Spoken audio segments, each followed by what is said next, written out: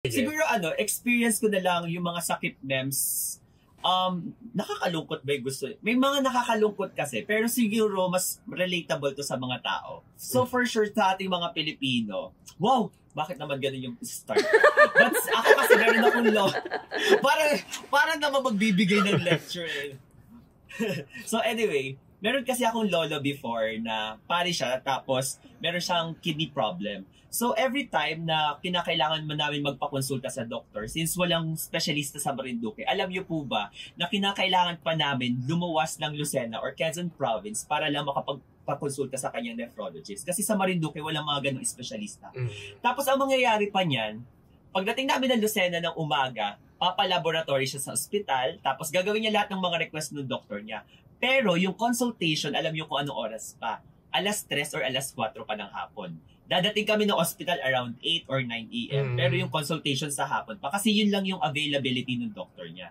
Tapos bilang isang taga-probinsya, sobrang lang, parang, paano kung wala kaming pera or walang, hindi, kasi doon sa hospital na pakonsultahan ng lolo ko, libre yung mga pare sa St. Anne. So buti na, salamat po St. Anne, at nakalibre po yung lolo ko.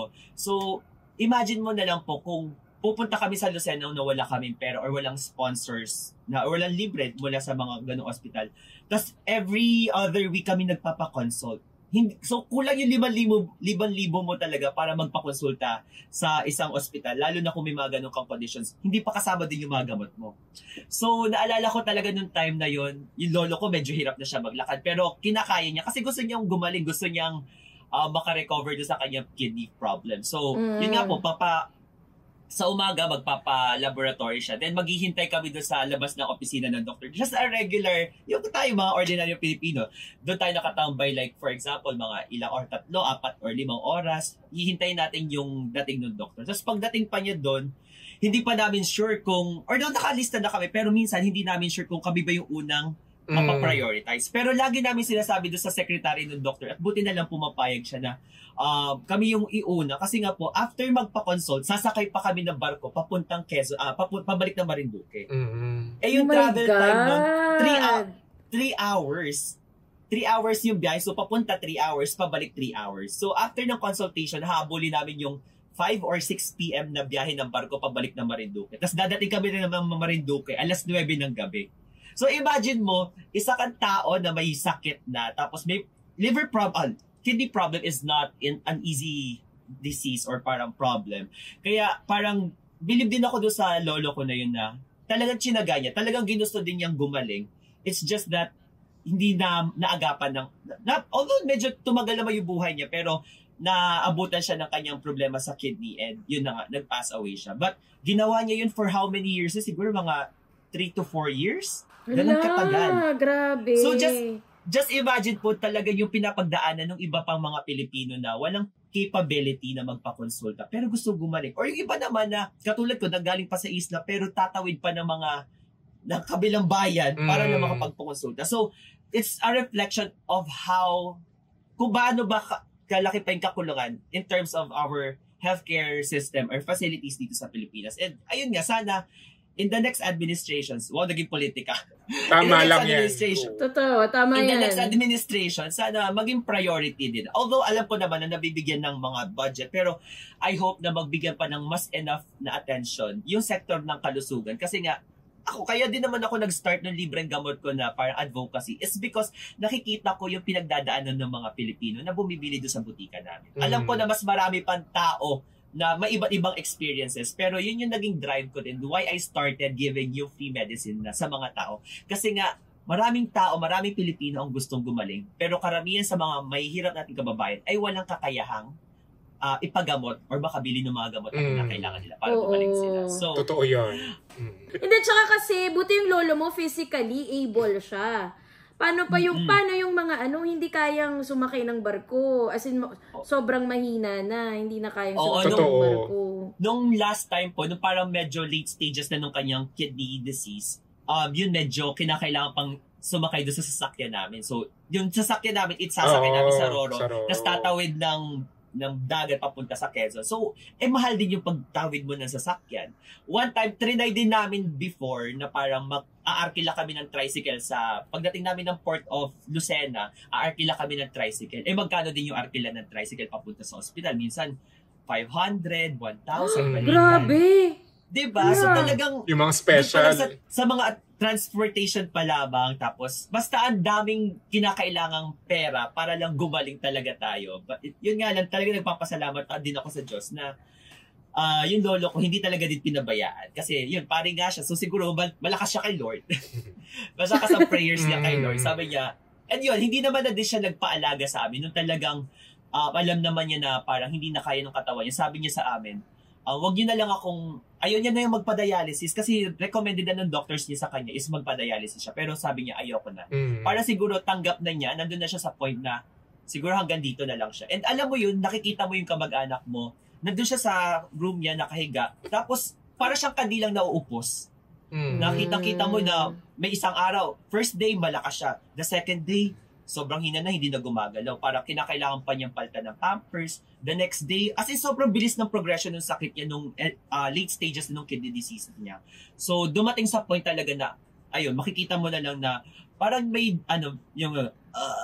yung death rattle atin tawag. Yung parang nagagano na lang siya. So, wala kami magawa kasi yun yung hiling ng matanda eh. Baka mamaya buhayin talaga. Baka mamaya magalit pa siya sa amin na sorry po, pero yun sabi na lang namin, sige, yan naman yung wish ng matanda, sundin na lang natin. And yun naman, buti hindi na lang siya pinahirapan masyado ni Lord, and yun nga, nandun na siya sa langit. Yeah.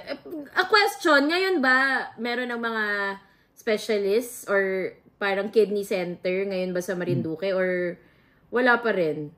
Alam niyo pa rin po, ba? Thankfully naman, at parang nagkaroon naman na ng dialysis center sa Marinduque. Although specialist, not sure kung may specialist, pero may dialysis center may center na. Oo. So, pero hindi pa rin ganun kadami yung machines. Although, kesa naman wala po, di ba? So, nakakatulong din naman sa mga tao. And yun nga, napapansin ko din minsan na libre na din yung mga parang ginagamit sa pagdialysis sa mga pasyente. Ang binibili na lang nila sa labas is usually yung mga take-home medicines nila. Pero yung mga ginagamit for dialysis, libre naman. Pero kapag walang stock, yun bumibili ulit sila. Minsan makikita mo magkano ang Epoetin, parang nasa 900, 800, depende pa sa brand yun. Paano kung wala kang pera? Paano kung saan kahanap na gano'n? So, ang iba po, sorry, madaldal po talaga ako. Sabihin nyo lang kung X na ako sa pagko. Lang, hindi kami mapapagod. Okay lang yun. So, yun nga, minsan, alam mo yung magpapadialysis na sila, pero since wala silang pabili nung Epoetin na kinakailangan or yung gamot na kinakailangan sa pagpadialysis nila, pipila pa sila sa mga health, yung mga DSWD, malasakit centers para lang muna makakuha nung pambili ng gamot na kinakailangan nila para makapagpadialysis. Although minsan lang naman na siya mangyari ngayon, pero nagkakataon minsan na talagang kinakailangan pa nila dumaan sa mga proseso na to bago sila magamot. Which is sad talaga. Totoo. Kaya sobrang laki nung tulong nung kay Juan Flavier, yung Doctors to the Barrios. Yes. Kay Juan Flavier, ang DOH secretary nung time ni Fidel Ramos. Tama ba? Fidel Ramos. So, yung Doctors to the Barrios, ito yung mga doctors na ina-assign sa malalayong lugar na usually hindi naaabot ng walang ospital yung mga lugar na yon. Pero kasi itong mga doctors to the barrio, syempre hindi lahat ng hindi naman lahat ng lugar sa Pilipinas na-assign sila. So minsan, parang pupunta ka rin sa pinakamalapit na doctor to the barrio, pero kailangan mo pa ring magbangka. Or dati nung may na-interview kami na Doctor to the Barrio para dun sa Alone Together na pelikula namin kasi Doctor to the Barrio yung role ni Enrique Hill. Parang kailangan pa nilang magbangka para magpaanak. Tapos yung babae nanganak sa gitna ng dagat. Ganong level para magpaanak kasi hindi equipped yung yung health center nila doon sa island na yun para magpaanak. So, kailangan nila, pero okay naman, nabuhay naman both ang nanay at yung bata. Pero yan yung sad reality. Oo. Can I just add to that? hala, may likod pa siya. Go! And also kasi nakaka-relate lang ako kasi nga sa amin sa Marinduque, since isla siya, usually nagpapadala sila ng mga bagong doctor doon, yung mga bagong graduate na doctor. Nagpapasalamat ako sa kanila kasi nagsisilbi sila sa Marinduque kahit matagal. Kahit matlayong lugar siya, kahit isla siya. Yun nga lang po, hindi sila tumatagal. It's because gusto man nilang makatulong. Pero yung sahod naman nila minsan delayed o kaya minsan mababa. So, parang ang hirap lamang na alam mo yung gusto nila mag-serve pero syempre kinakailangan din nila talaga mabuhay. Totoo yan. So, ang akin lang naman, kung bakit ko ba sinasabi to, ang akin lang naman is to spread awareness na ganito talaga yung nangyayari in reality sa mga hospital natin, sa mga clinics natin, na maraming Pilipinong doctor or healthcare professional in general na gusto mag-serve sa country natin, gusto mag-serve sa mga kapwa natin. It's just that hindi tayo nababayaran ng maayos. Totoo. So, ayun lamang naman po yung request ko. Kung meron pa pong taga-government dito, hi!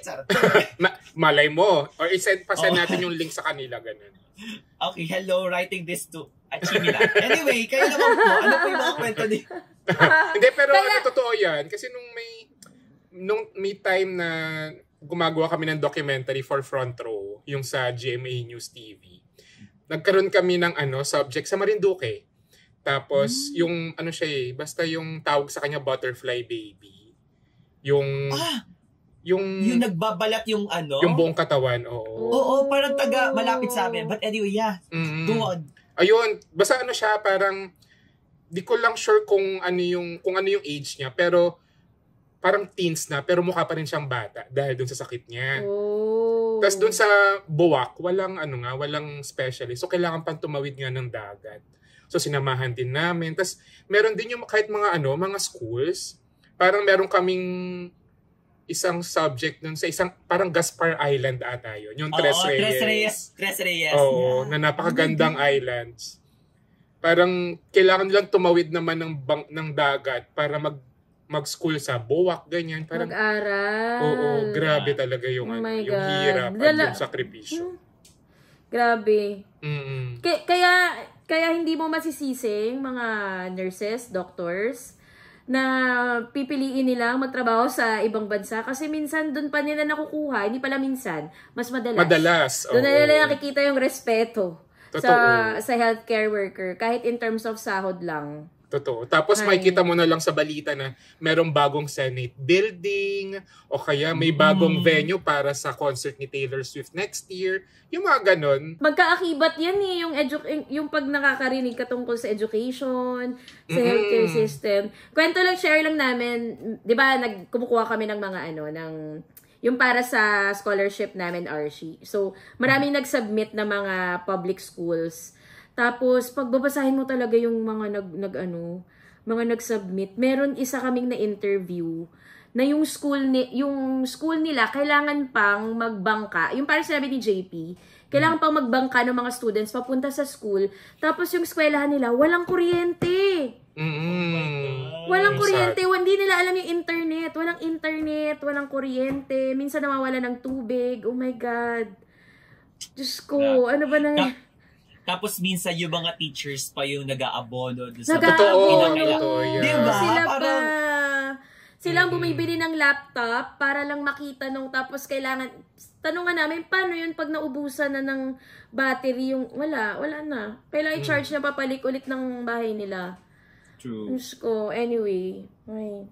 Nakakagalit. Oh my God. Yeah. Kaya kinakailangan mag-immersion din yung mga yung mga nasa government offices. Yung parang maranasan nila yung mga pinagdadaanan ng mga regular na Pilipino kasi doon lang nila ma-realize na ito pala yung pagkukulang pa. Ito pa yung mga improvements na kinakailangan natin. Kasi madali lang magsalita.